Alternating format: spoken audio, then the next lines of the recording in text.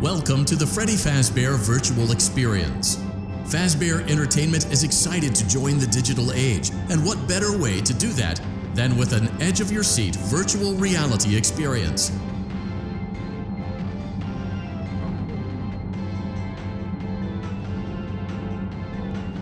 We know that Fazbear Entertainment has developed something of a bad reputation over the last few decades, and while it's true that some stories associated with our name were loosely based on actual events, the majority of them were total fabrications from the mind of a complete lunatic, lawsuits pending.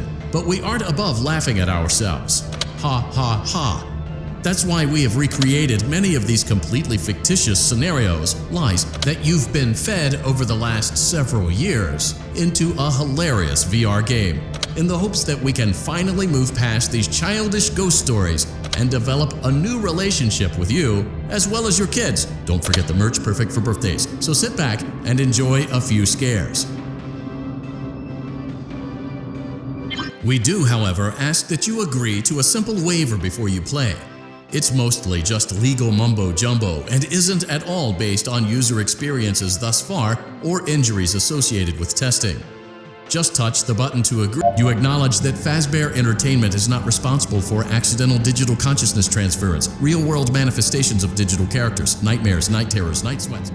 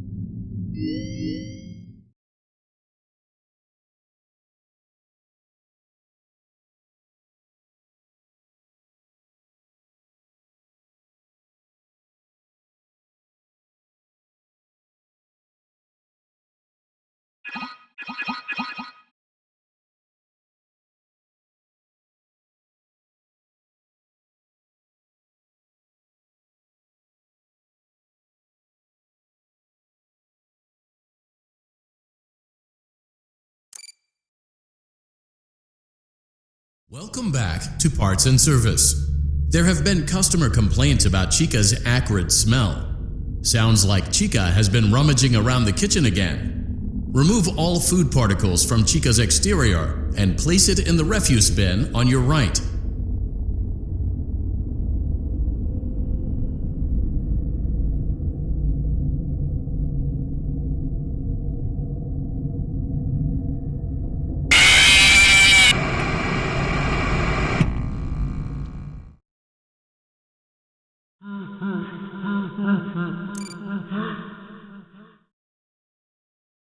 Welcome back to Parts and Service.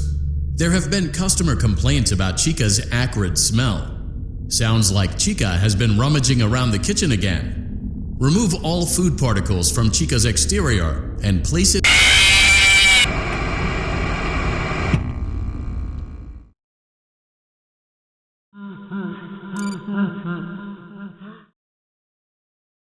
Welcome back to Parts and Service. There have been customer complaints.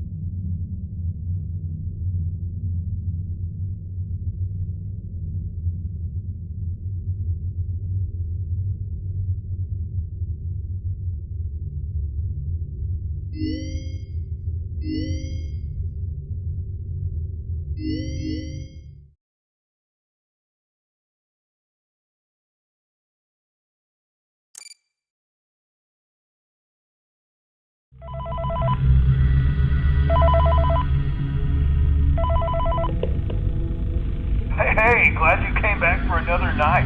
I promise it'll be a lot more interesting this time. We found some great new relics over the weekend, and we're out tracking down a new lead right now. So, let me just update you real quick, then you can get to work. Like, the attraction opens in like a week, so we have to make sure everything works and nothing catches on fire. When the place opens, people will come in at the opposite end of the building and work their way toward you, then past you, and out the exit. Yeah, you've officially become part of the attraction. You'll be starring as a security guard. So not only will you be monitoring the people on the camera as they pass through, you know, to make sure no one steals anything or makes out in the corner, but you'll also be a part of the show. It'll make it feel really authentic, I think. Now let me tell you about what's new. We found another set of drawings, always nice, and a foxy head, which we think could be authentic. Then again, it might just be another crappy cosplay. And we found a desk fan, very old school, metal though. So watch the fingers. Right now the place is basically just, you know, flashing lights and spooky props. I honestly thought we'd have more by now. We don't have something really cool by next week, so we may have to suit you up in a furry suit and make you walk around saying, boo. But, you know, like I said, we're trying to track down a good lead right now.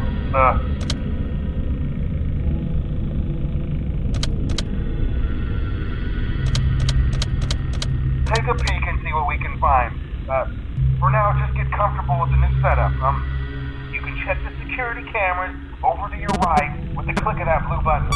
You can toggle between the hall cams and the vent cams. Then over to your far left, you can flip up your maintenance panel. You know, use this to reboot any systems that may go offline. In trying to make the place feel vintage, we may have overdone it a bit. Some of this equipment is barely functional. Yeah, I wasn't joking about the fire. That's a real risk. The most important thing you want to watch for is the ventilation. Look, this place will give you the spooks, man, and if you let that ventilation go offline, then you'll start seeing some crazy stuff, man. Keep that air flowing. Okay, keep an eye on things, and we'll try to have something new for you tomorrow night.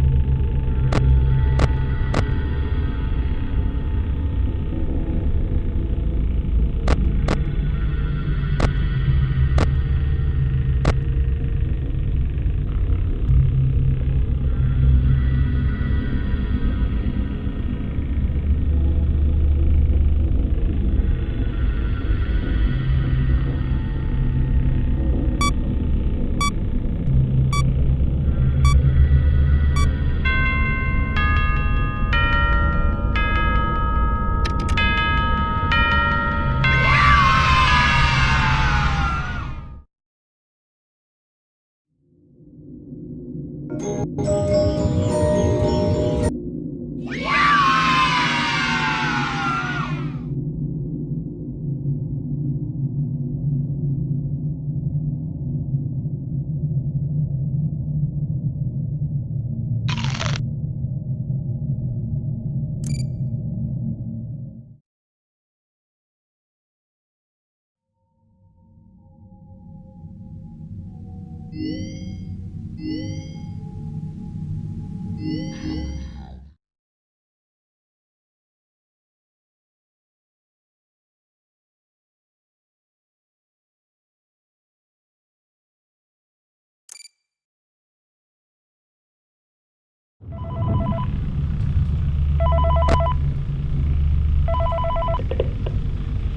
man, okay, I have some awesome news for you. First of all, we found some vintage audio training cassettes. Dude, these are like prehistoric. I think they were like training tapes for like other employees or something like that. So I thought we could like have them playing like over the speakers as people walk through the attraction. Dude, that makes us feel legit, man. But I have an even better surprise for you. You're not gonna believe this. We found one. A real one. Gotta go, man. Well, look, it's in there somewhere. I'm sure you'll see it. Okay, I'll leave you with some of this great audio that I found. Talk to you later, man. Hello? Welcome to your new career as a performer/entertainer for Freddy Fazbear's Pizza. These tapes will provide you with much-needed information on how to handle/climb into/climb out of mascot costumes. Right now, we have two specially designed suits that double as both animatronic and suit. So please pay close attention while learning how to operate these suits, as accidents/injuries/death/irreparable and grotesque maiming can occur. First, we will discuss how to operate the mascots when they are in animatronic form. For ease of operation, the animatronics are set to turn and walk towards sound cues. This is an easy and hands-free approach to making sure children are for maximum entertainment/crowd-pleasing value. To change the animatronics to suit mode, insert and turn firmly the hand crank provided by the manufacturer. Turning the crank will recoil and compress the animatronic parts around the sides of the suit, providing room to climb inside. Please make sure the spring locks are fastened tight to ensure the animatronic devices remain fixed. We will cover this in more detail in tomorrow's session. Remember to smile. You are the face of Freddy Fazbear's Pizza.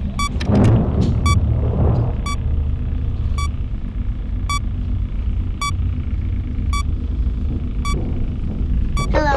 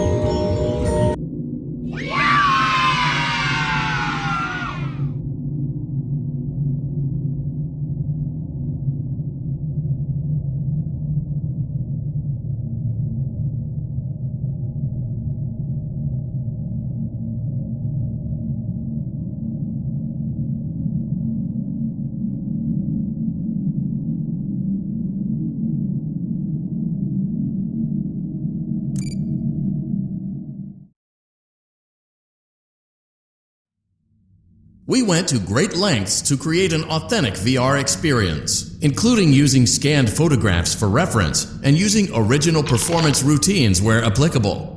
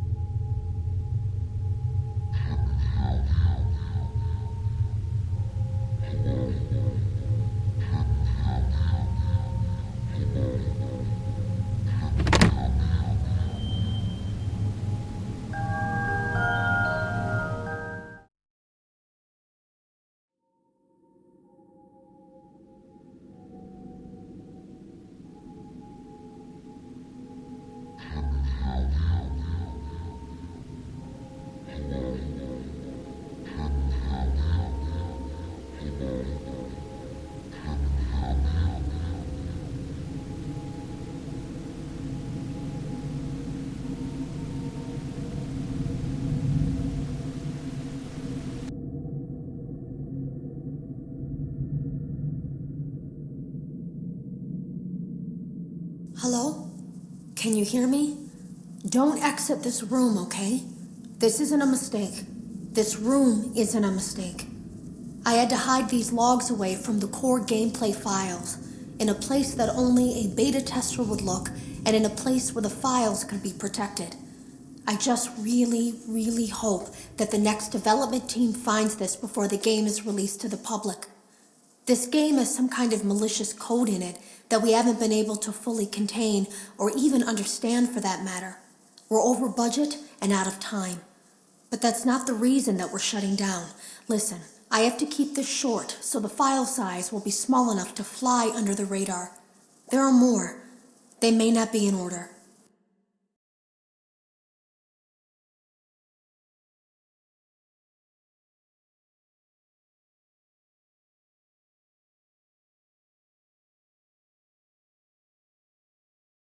I saw it for the first time today.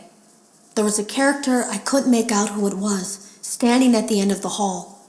I thought it was just bugged out, so I made a note of it and kept playing. But then it was looking in the window, and not like Chica or Bonnie would. It was like it was actually looking in the window, seeing what I was doing.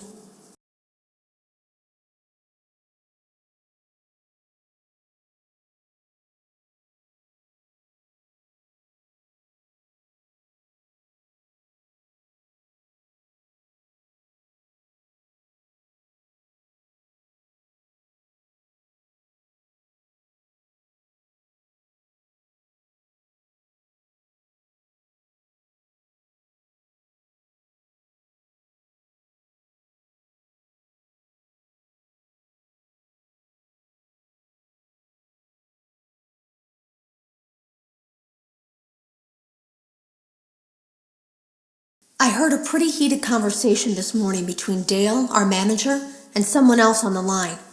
It really feels like this project is in trouble, in no small part because of the lawsuit, I'm sure. There has to be a lawsuit, there's no way there isn't. It happened in this building just a few doors down from me. I think it's made worse by the fact that Jeremy tried to tell us something was wrong. But as a dev team, we all just saw it as a challenge to find what the problem was and fix it. Who could have known that? I have to go.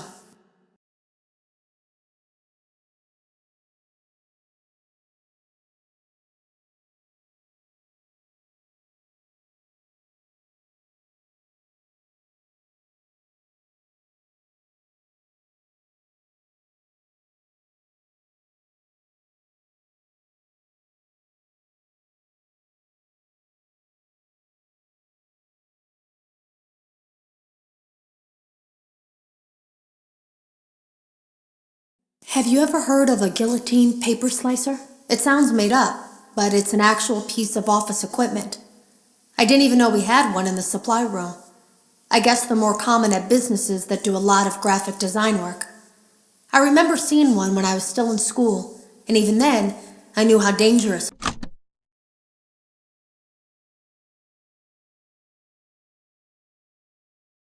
Have you ever heard of a guillotine paper slicer?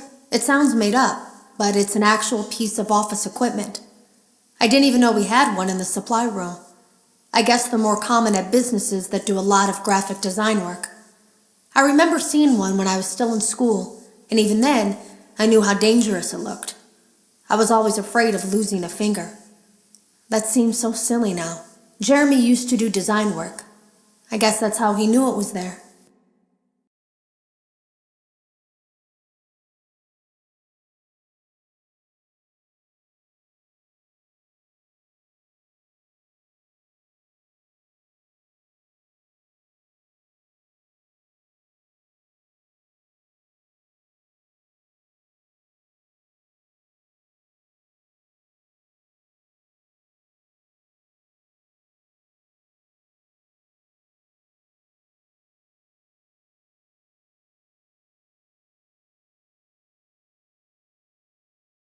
The drawers have been emptied out. Someone was here. I don't think it was spring cleaning either. No, there was plastic on the floor. Someone was definitely here during the night. It had to have been the client. I mean, they sent us that stuff in the first place with no explanation, told us to scan it, Said it would expedite the process so we wouldn't need to program any pathfinding ourselves. It was a budget thing, I guess. It was just junk. Circuit boards and things like that. Looked pretty old. Somehow, though, there was usable code on some of it. It seemed to take hold by itself. Things started changing. But then, he started appearing. At least that's what Jeremy said.